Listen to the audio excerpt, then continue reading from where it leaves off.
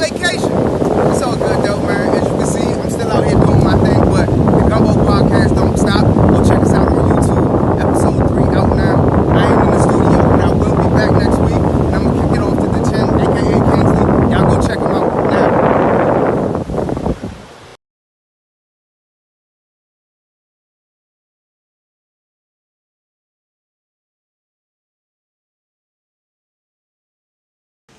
Good morning, good afternoon, good evening, wherever it is where you're at. This is your host, Kingsley. Couldn't have Mo here with us today. He's still on his vacation, he's still in Kenya, but hopefully, God willing, he'll be back by next episode to join us. But I do have a special guest with me here today, my brother. I'm gonna let him introduce himself, man. Introduce yourself to the people, man. Dara, that's my name, from Nigeria. I'm just here, filling, I guess, but I'm excited to be here. Excited to. Nah, you're not feeling that, man. You definitely bringing a lot of information to these people today, so it's not even filling in today. I actually been waiting to have you on a podcast here with me because I got some topics that I definitely want to go over with you. Word. And first you coming in here. You're not playing it up. I know he introduced himself, but he kind of played himself short a bit.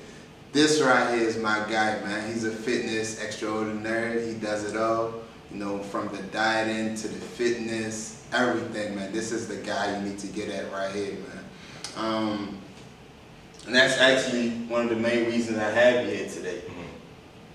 So, like, at what point did you feel like it went from, like, because, most of us, whether it be consciously or unconsciously, we care about our physical appearance and, fitness and everything. Right. But when did it, where did you feel like your actual fitness journey started where you was like, okay, you know what, I'm going to dedicate time and effort into this? I would say probably 3 years ago when I started med school, actually. Okay. For me, that was the time I was like... He's a doctor too. Future, man, okay. By God's grace. But around that time, it's like a change of mind. I had a change of mindset where I knew what I wanted, I was going to get it. Okay. So, and one of those things I wanted was that I wanted to gain and increase my fitness and gain. Actually, I just want to gain weight. Gotcha. I was very skinny for a long time, and I said, you know what? I gotta gain weight, and I used to be 184 pounds. I actually checked my weight because I had a little Fitbit. Okay. And you track your weight, you put your weight and all of that. 3 years ago, I was at 184. Now I'm at about 200 pounds now. 200. Wow. So I was able to put on that much weight over a short over like 3 years, but it wasn't easy. Sometimes I always fluctuated before. I've been working out for about 5-6 years. Okay. But I really got serious maybe 3 years ago. About bulking up? About bulking up and just increasing my mass size, and I got serious about my nutrition, I got serious about gym, and ever since then, it's just been amazing, to be honest. Yeah, man, that's great, because it's one thing to talk about it, but when you actually see someone show you results, and hey, this is what I got going on, man, it's really commendable. Right. Thank you. But do you feel like it had to be like you said, you had to pretty much step it up, mm-hmm. Step up the level to where it is, but something like that, it's not something that all of us could do, right. Actually. Right. A lot of us, even if we do have those thoughts in our mind every year, every new year, people say, hey, this is my New Year's resolution.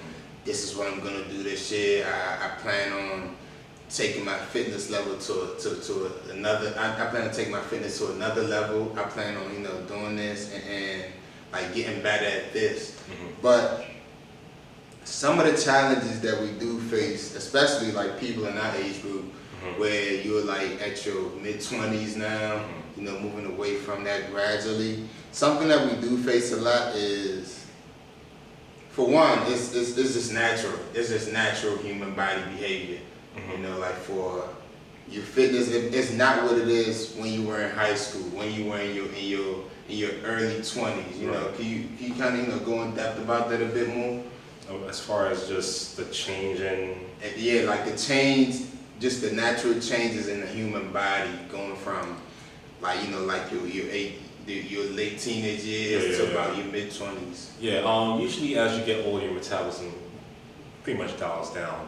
Okay. And you have you have stress to think about. You may even have a family to start thinking about now as you get older and stuff like that. But especially your body, your metabolism seems to just die down as you age.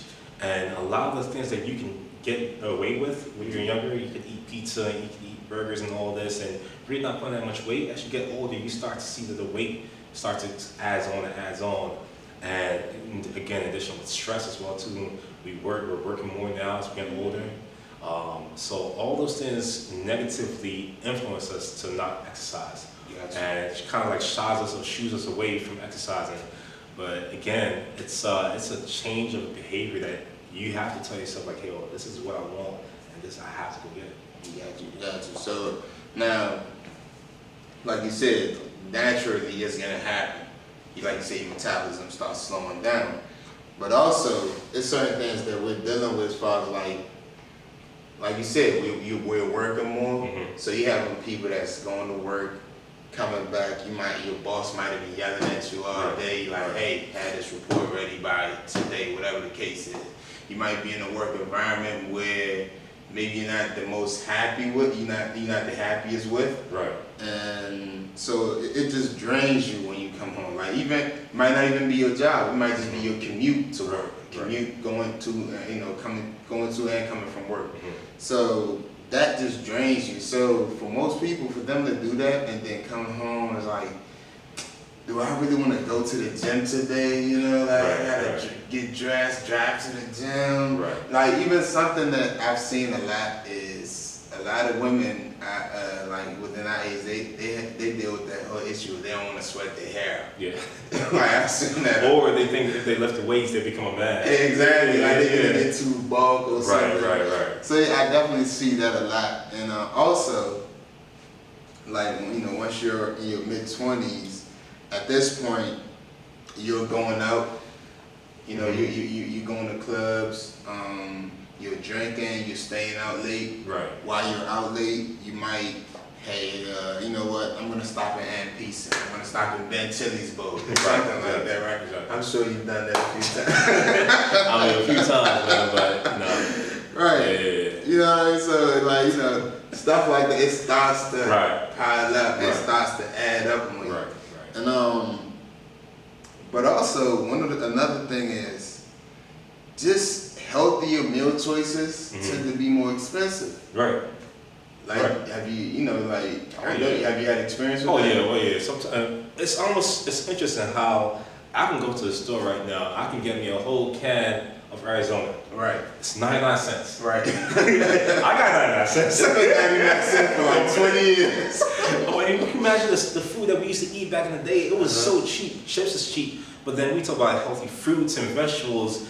I mean, it's changing now because we now have a little bit more like you can actually see like Whole Foods or all these different store items that are in what you say the hood, right? Right. But it's still expensive. Like the stores are there now, but it's still expensive where you have to spend maybe $4 more to eat healthier. Right. And it's actually hurting you in the long run because it's expensive, so you are in a bracket where you can't afford these kind of meals, right? And then you get heart disease or you get hypertension, and now you can't even afford your medical bills. It's like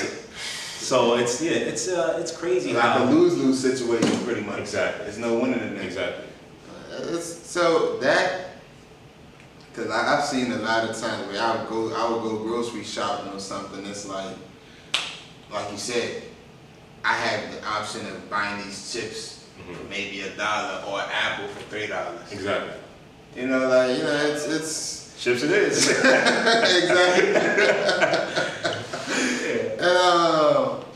But not that and then you definitely, especially in this economy, you're working most likely. You're working in your mid-20s, because we're gonna get to that a bit later. But you're definitely gonna be working, and when you're working, most of us work in cubicles, right? You know, so we're working in cubicles, we're sitting down for most of the day. Mm-hmm. You know, you're not getting too much exercise. Most of your exercise you might get is walking to the water cooler and back, right? Right. Honestly, yeah. How many times do you do that in a day? Exactly. You know? Exactly. Like you have elevators in the building, everything. You're not even like you're driving to work most likely. You know, you might catch public transportation or something, but you're sitting down the whole time. And then another thing that I know is like in the workplace, you know, like the whole culture of it. Right.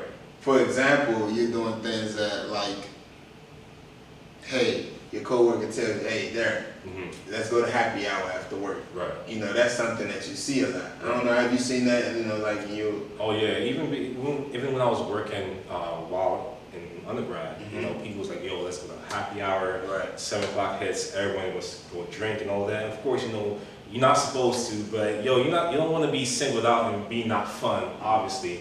So yeah, I'm good. I'm meal prepping.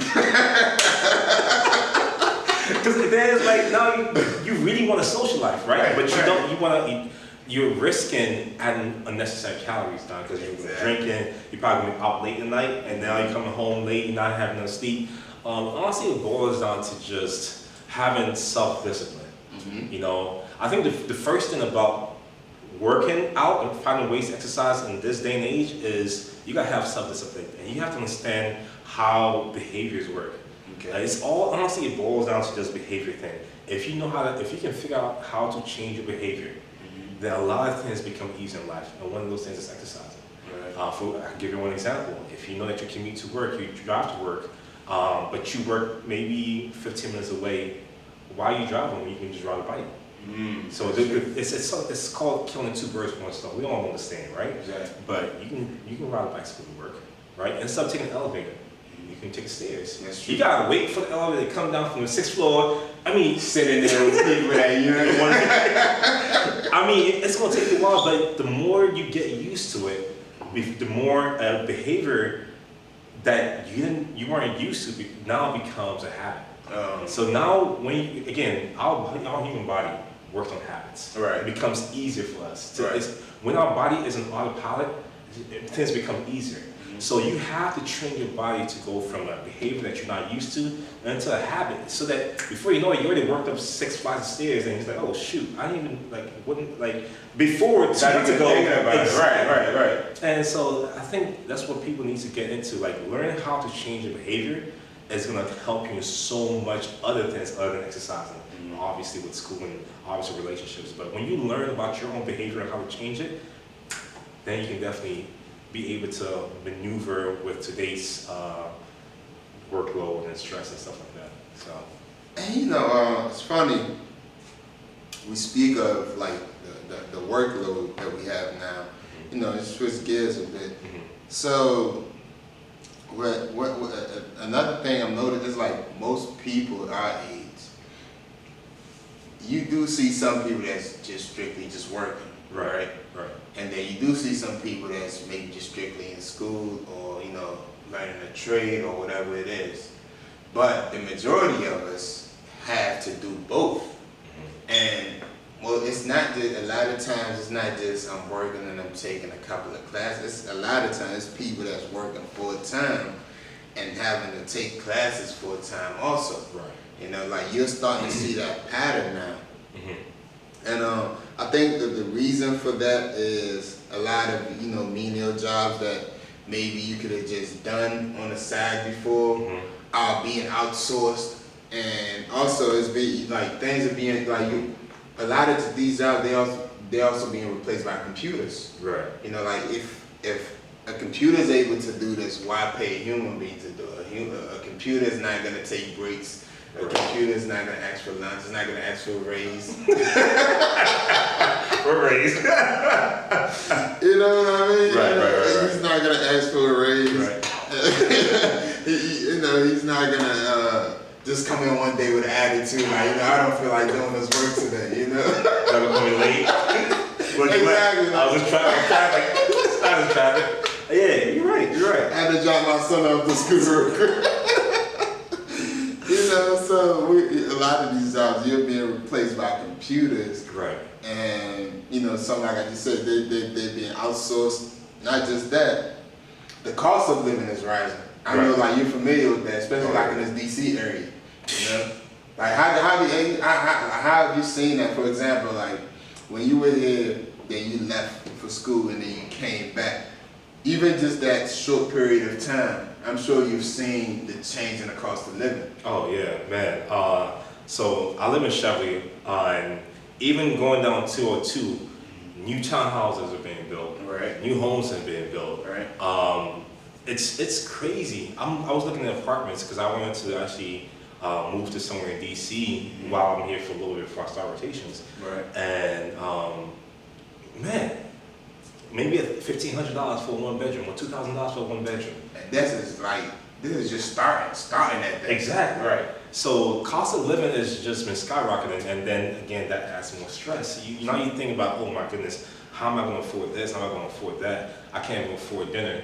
I got to switch to an unhealthier meal and stuff like that. So yeah, man, it's crazy how things are different for me. I've been away for maybe about two or 3 years, and every time I come back, it's just cost of living is increasing more.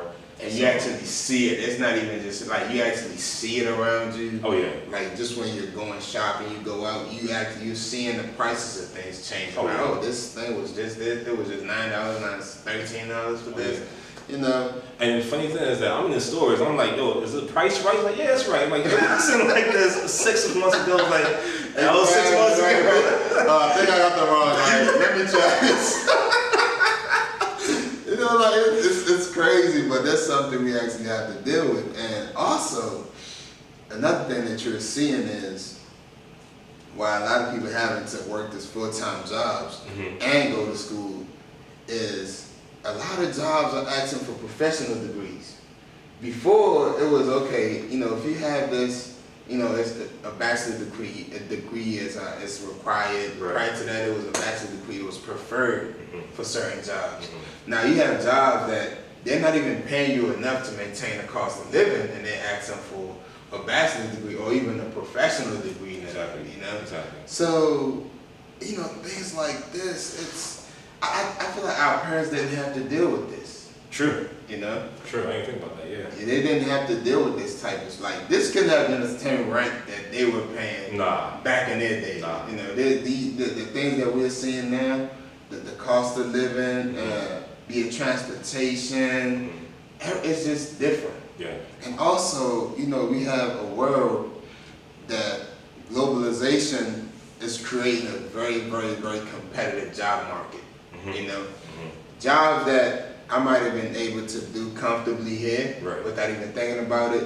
Someone could be, for example, somewhere in India doing the same job for something that we have right here in Maryland. Right. You know what I mean? That's true. Have you seen that? That things Oh, like that? yeah, even firsthand. I have a old friend of mine whose father is a physician, right? And he was able to outsource a call center overseas.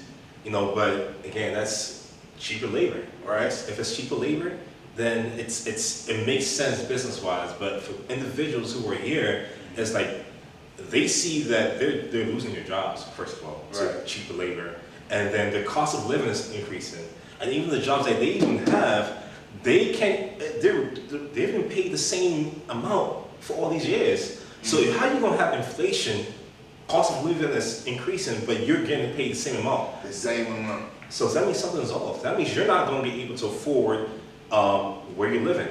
And you see that in DC. A lot of people who were able to afford where they used to live now, before, right now, people are knocking them down, building more higher, taller buildings. And now the cost of living has gone to a high rate where they can't even afford to live in the neighborhoods that they grew up in. You got initially a lot of people were moving to like PG County, Montgomery County, all this around. Now it's like they can't even afford to live there now. Exactly. Like you have to, I don't know, move to Waldorf or something, or I'm not sure where you have to move, but you can't even just live within the immediate Washington D.C. area. For a lot of people, at least, you can't live comfortably there. If you do live there, you might have to keep 1 or 2 jobs. and have something else going on the side, you know, like a gig or something. Mm-hmm. You know, so it's, you know, it's amazing that we see these things, but that's something that we have to deal with this day and age right here in front of us. Right. You know, and you know, I don't know. I don't know. Well, I don't know. What do you think? What do you think is headed? It's headed to a point where it's either you sink or swim. Pretty much. It's either you figure out how to make the money, how to live comfortably, how to use the resources. Now, you can say that the cost of living is inflating all this, but there's a lot of resources out here on how to make money. And it's got to a point where, look, it's do or die. You gotta figure out how you can make money, because when you have children, when you have, you know, kids and stuff like that, or when your parents get to a certain age where you have to take care of them. You gotta do what you gotta do. So if it's either learn a trade, you don't have to enroll in a 4-year college, a 4-year university. You can learn a trade, either it's AC, or if it's even IT, or even anything like that. Like it becomes to a point now where there's less and less excuse to not be caught up with the inflation, the rise in inflation. But then again, you got to play devil's advocate, right? Like, can everyone be in IT? Exactly. Can everyone learn a new skill? Right. There are people who can't even afford to go into college, Right. because they've been incarcerated at one point before. For a felony charge, even maybe marijuana. That's not even. That's not even amazing. But because of that, you can't. You can't even get financial aid or anything. Exactly. In financial aid, they ask you if you've been a felony, if you've been accused of a felony before, and if you have, you can't even get financial aid. So now you're stuck in the position, and people are like, well, he shouldn't have performed a crime. Look, we've all made a mistake at one point in our time. So you can't point fingers like, yo, it's his fault. You never know where people came from. So it's a funny game where circumstances play a role in how you catch up in today's world. And it's funny, like you say that, because, like you said, it's not much excuses for it anymore. Right. Like to say, okay, this is the reason why I'm not able to pursue this or that, because we live in an information age. Everything, all the information that you need for most things, probably if not 100%, is out there for free. Right. You just gotta find it. That's right. You just gotta find it. But also, I feel like that's what kind of put us in this whole cycle where you're doing 100 things at the same time just to maintain a regular life. Exactly. You know, like you're having to do this, pull from here, jump to this, go to here, just to make things work for you on a basic scale. You're not even trying to live a life of luxury. You're not trying to survive. You're just trying to survive, but you have to pull from all these different sources just to make it work. So you know, hopefully something can happen where it changes, but I doubt it. It is what it is at this point. Man, it's funny because I was just thinking that if a lot of people can realize that Africa is a clean slate, that's literally a clean slate. You can be like, yo, I'm broke here, but if you learn a trade or learn something, you take it to Africa, you can build, like I think Akon would say, you can build a Fortune 500 company from scratch. If you take the right tools, you take it from US, you go back to Africa, and you build from there. That's very true. That is very true. So, and, like you said, it's a clean slate, and it's a lot of information that we have access to here that people might have, like, it's saturated here, but over there, and like you said, it's a clean slate. Nobody knows about it, and you can go down there, make it big. Right. It's crazy. But you know, speaking of Africa. That's actually, I know this is counter to what you was telling us about fitness and everything, but that's my cheat meals right now, man. That's why I sound like that. Look at me, man. Oh, that's man. my cheat meals. I don't know, bro. It's like the older I get, I can't seem to eat anything else outside of African food. Like, I can try to. Yeah. Like, okay, I could do like the Caribbean food. Right. But the only reason I could really do that is because it's so similar to African food. But like, I used to enjoy like Italian food. I used to enjoy a lot of different like American dishes, just different. But now it's just coming close. Like, it's pretty much just It's pretty much just concentrated African food. Right. I don't know about you. What's some of your best cheat meals? Actually, it's funny you said with Africa because ever since I've been back to study, I'm like, I'm not gonna cook. I don't got time to cook. I'm not gonna go out. All that's left for me is my whole exactly. So 2 days ago, I'm over here making my curry. My dad walked in like, what the heck? What's going on? Because I never really eat African food at all in my house. But then he see me, making the stew and all that, like, oh nah, this is beyond me. But some of my cheat meals, man. I like a good chicken sandwich. I know everybody talking about chicken sandwiches nowadays, Popeyes. Did you try that? I haven't got it. I didn't get it. It's sold out now, buddy. Hey, look. Someone said in 8 years it's gonna be on commercials. If you anyone love one, eat a Popeyes chicken sandwich. You might be. I'm calling. Me too. But I mean, for me and the whole thing about cheat meals is that first of all, if you're someone like me who was very skinny and you are trying to gain weight, you can have 1 or 2 cheat meals, but at that point in time, you just try to eat healthy, right? Right. Because now when you start doing cheat meals, you start getting comfortable doing cheat meals, and now instead of walking clean, you're doing dirty walking. Now if you're hold up, give me a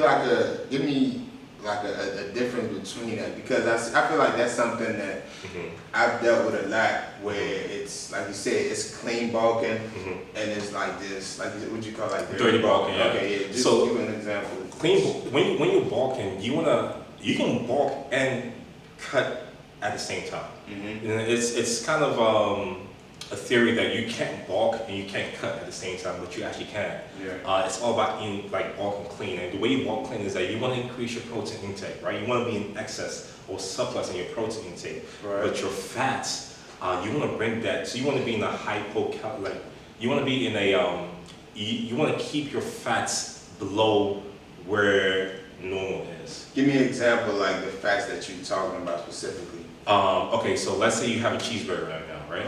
Okay, it has some protein in there, but you're eating way too much fat. All that fat contains a lot of calories, a lot of unwanted calories. Right. And you eat that, it gets stored in your body as fat, and now you're big, but you have high triglycerides now. Right. And your doctor might be like, hey, you might want to cut down your triglycerides. Well, what does that mean? Well, triglycerides are just a type of fat that roams around in your blood system, right? And if you have too much triglycerides, you can increase your chance of heart attack. So now you're bulking, but you're putting yourself in a line for health risk. So what you want to do is you want to increase the intake of protein. Okay. Right? Like this is like the chicken, the baked chicken, peanut butter, stuff like that. Clean protein, right? Okay. But when I say clean protein, I mean the food that contains the protein doesn't have anything like excess fat. Okay. So you wanna, you wanna stay away from the cheeseburgers, and you wanna stay away from the pastas and stuff like that. So you wanna stay away from all those things while you're bulking up. So that's why when you talk about cheat meals should be done when you're cutting down, like when you are someone who's heavy and you want to lose weight. You can do a cheat meal, and you don't want to do a cheat meal too much.